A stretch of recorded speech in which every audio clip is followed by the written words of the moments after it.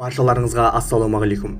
Ақылы әлемді таң қалдырған атақты данышпан Лев Толстойдың ұстанған діни сенімі турасында тартыс әлі күнге басылған жоқ. Керісінше, одан әрі күшейе түсті. Бұлай деуіміздің себебі Толстойдың хаттарын жинастырған Чертков есімді көмекшісі атақты ойшылдың хаттарын өзінің жеке мұрағатына салып, оны ашуға 100 жыл тыйым салып тастаған. Осы себепті ешбір ғалым әлі күнге дейін оның хаттарының түп нұсқасын көре алмай келеді. Даудың басы Дайрабайдың көк сиыры демекші, бұл сұрақтың бәрі Толстойдың 1851 жылы Кавказға баруынан басталды. Сол кезге дейін шіркеуге сеніп келген оның ойы Кавказ мұсылман халықтарын өз көзімен көргеннен кейін күрт өзгерді. Расында оның санасында жарылыс болған еді. Осы сәттен бастап ол рухани депрессияға ұшырайды. Осыдан кейін ол Мысыр мүфтиімен, әйгілі ислам реформаторы Мұхаммед Абдомен және біздің қазақ данышпаны Шәкәрімнің өзімен хат алыса бастайды.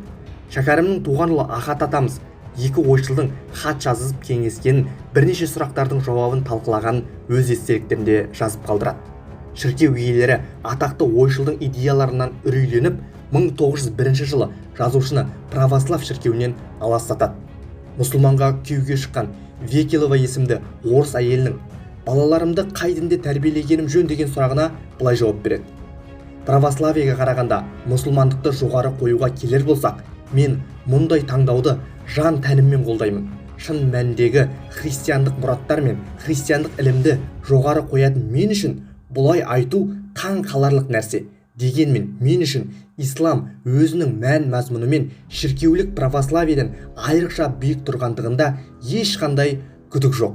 Сондықтан егер адамға не шіркеулік православиені, не ислам дінін таңдау еркі қойылса, онда күрделі де түсініксіз үштік, күнәні жуу, құпия суреттері бейнеленген әулиелер мен құлшылықтың күрделі түрінен кез келген саналы адамның Алланың жалғыздығы мен елшісін мойындау қағидасын ұстанатын исламды таңдайтынына еш күдік жоқ деп жауап береді. Оның адам сенгісіз өзгеруі бүкіл христиан қоғамына қатты әсер еткені сонша әлемдік даңқы бар Нобель сыйлығын Швед академиясы жазушыға беруден бас тартады. Оны айналасы түгіл әйелі де түсінбейді. Осы турасында Шаханов ағамыздың мынадай керемет өлең жолдары бар. Қара бұлттай қайғы жапты бөлмені, адамзаттың алғыр ұлы қыраны. Лев Толстой жатыр еді өлгелі, әйелі кеп қолын сүйіп жылады. Теже алмай мінезімнің тасырын, өзіңменен өтті жарты ғасырым. Мен бейбақты кешіре көр, күнәм көп, кешіре көр асылым. Өткен күнін ойша шолып алыстан, үнсіз іштей күбірледі данышпан. Жә кемпірім, жасыңды тей жеттенді, жылап ешкім қайтар алмас өткенді. Қаштым сенен саған жақын жүргенше артық көрдім, жиған кезіп кеткенді. Жалғыз сенен қаштым бекен мен бірақ, Ресейден бөлінбестей болдым ақ. Із бастадым күртік қарды омбылап, күллі әлемді тамсандырған ақылым сенен қолдау таппағаны қорлық ақ. Бір шындық бар, ешкімнің жоқ таласы, ұл қызымның болдың ғазиз анасы. Қартайғанда түсініспей әттең-ай жолымыздың қырсыққанын қарашы, дей алмаймын маңдайымның сорысың. Қамқорым боп создың қанша қол үшін. Бірақ мені түсінбедің, түсінуге және де тырыспадың, кешірмеймін сол үшін. Күллі адами пенделікпен алысқан, қыран ойы тұрақ таппай қарыштан. Әйеліне қарап терең көрсіне, мәңгілікке көзін жұмды данышпан. Осылайша ұлы ойшыл 1910 жылы 81 жасында дүниеден өтеді.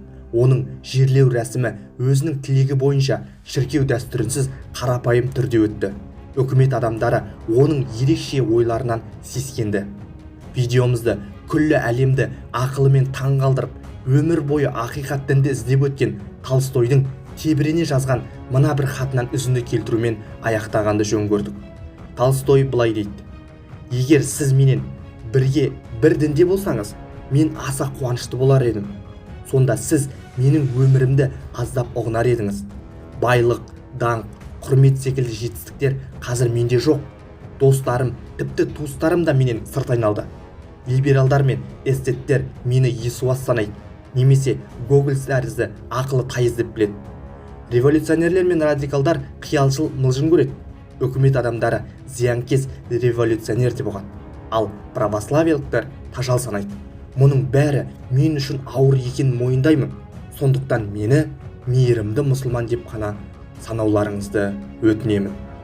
Бұл тарих онлайн. Аман сау болыңыздар.